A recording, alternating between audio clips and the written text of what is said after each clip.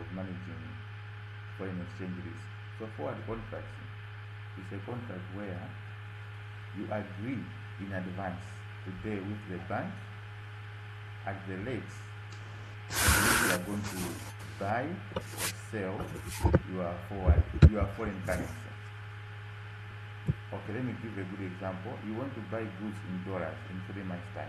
Then you go to the bank and agree on how much exchange rate the bank should charge you in 3 months' time.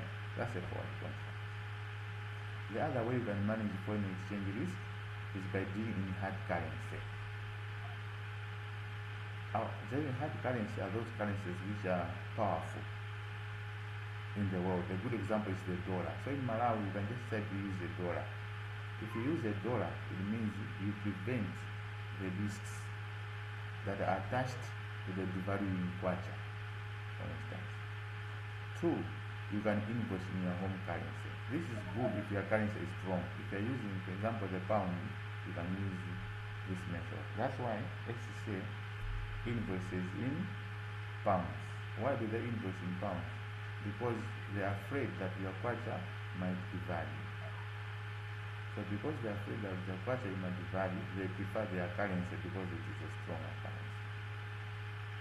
And sometimes you can outsource to local market. Instead of buying from foreign markets, you can just buy within Malawi to prevent devaluation.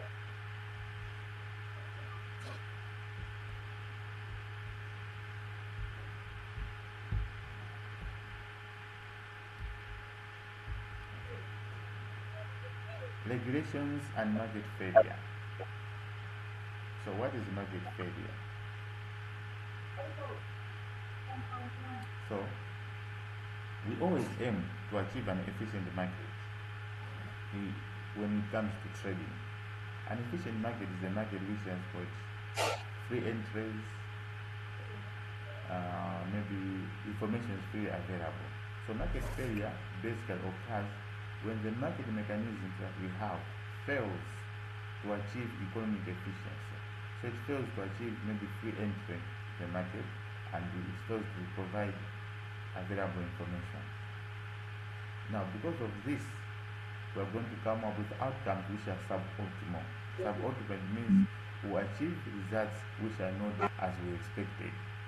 If we wanted to achieve a positive NPV in a project, we find that the NPV becomes negative. That's market failure. So it's when the mechanisms that were put in place are failing to achieve efficient markets. As a result, we get the results which are suboptimal. So why could a market fail? So a market could fail because of imperfect competition, inefficiencies, and excessive profits. So imperfect competition actually means we are inefficient. We are not maybe productive enough. We don't have enough resources. 2, externalities. So externalities such as pollution, noise, this can also prevent us from achieving our results. So you have opened a restaurant. If there is pollution, people will not buy from you. Public goods. So such as defense laws. If you have got poor defense and you have got poor road networks, you should expect your market to fail. Then there's the issue of equity, where if people are not treated equally, then you should take note that there will be market failures. In simple terms, we should try to improve social justice. If we don't improve, our market is bound to fail. Then if we have got imperfect information is not perfect, then we are going to distort consumer or customer information, because people who are buying our products are getting the wrong information. Now, having looked at market failure, we should look at how should we prevent market failure.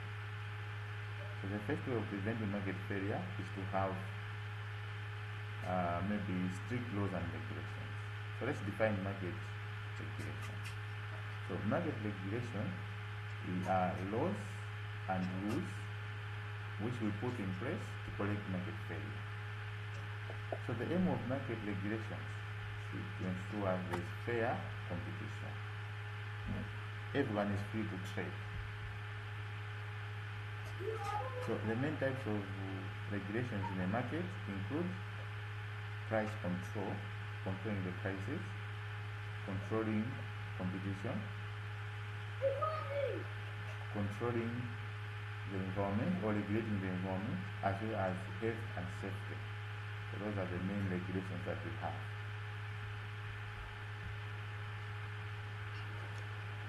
Market structures.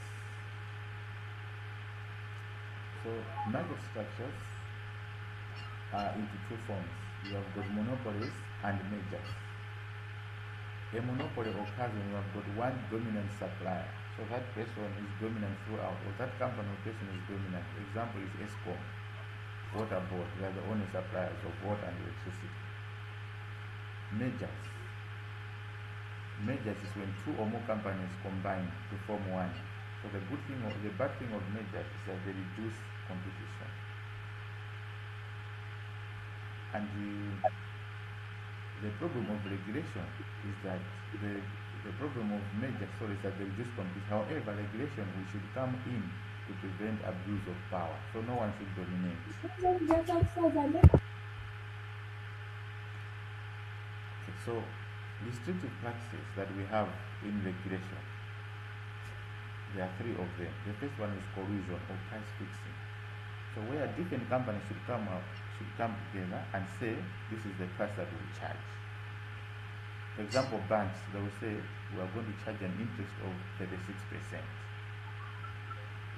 Then we have predatory pricing. Predatory pricing is a type of pricing where you sell a different price to different customers. That is predatory pricing. So this form of pricing sometimes is a way of reducing market failure.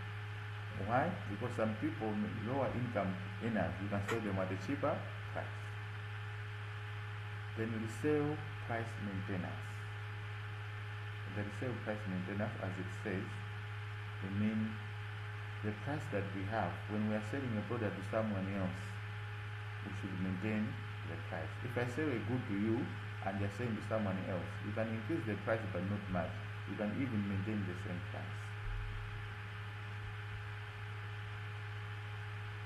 Deregulation. We are towards the end of this module. Deregulation and privatization. Let's look at how these two are different. What is deregulation?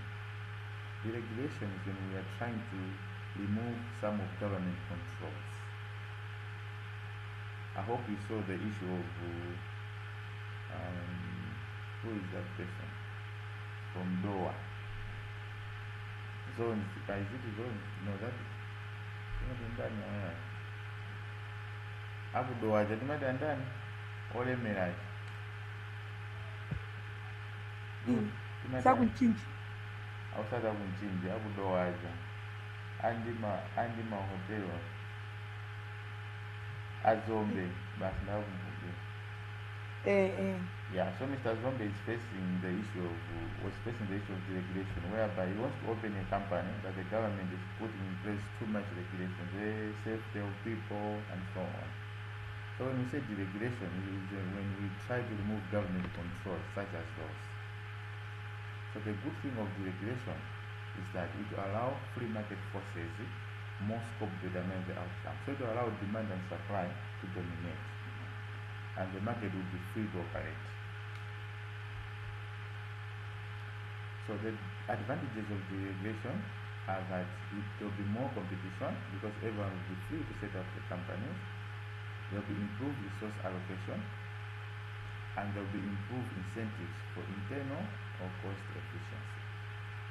However, challenges of deregulation include risk of instability. So our economy may not be stable because people will be able to open companies the way they want. They will be able to breach some regulations which can damage their reputation, and it might lead to being unstable as a country. Lack of economies of scale might also exist if there is deregulation, because maybe some companies will be shut down.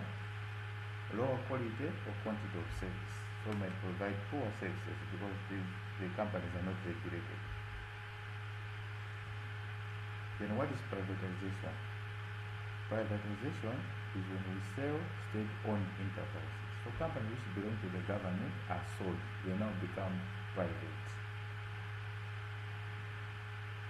So selling government entities and making them private.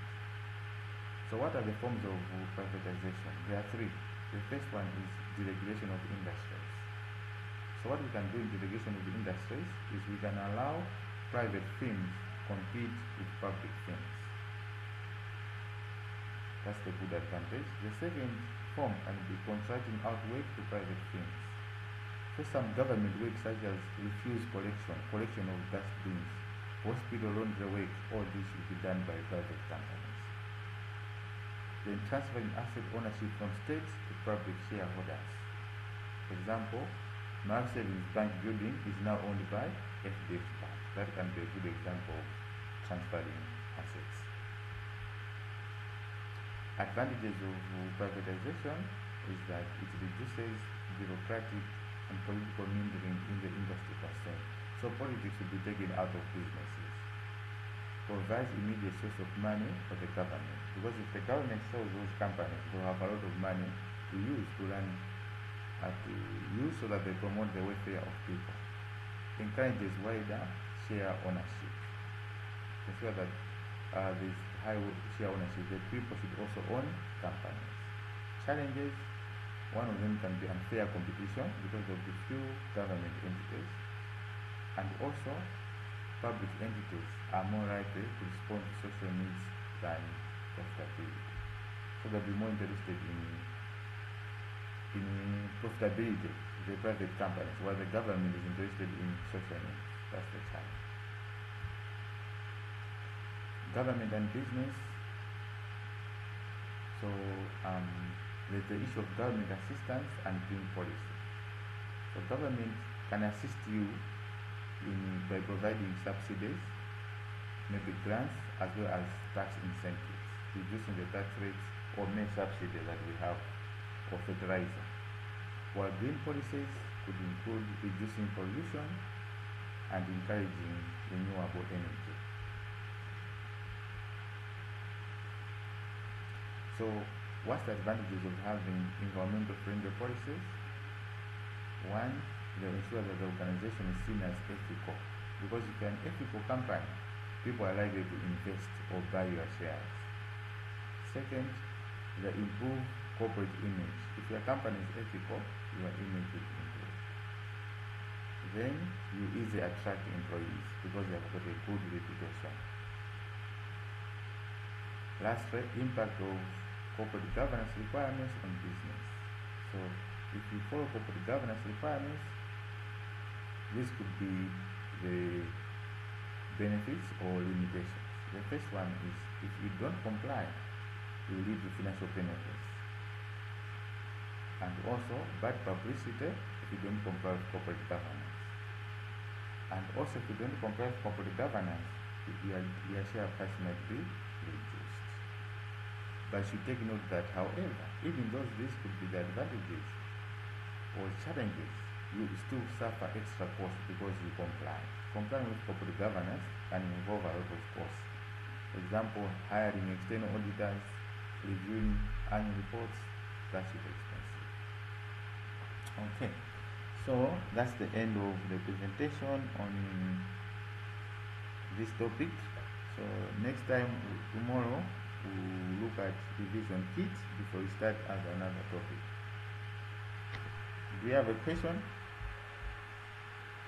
No, commanded presentation you haven't yet shared. And you can share. Yeah, okay. Yeah,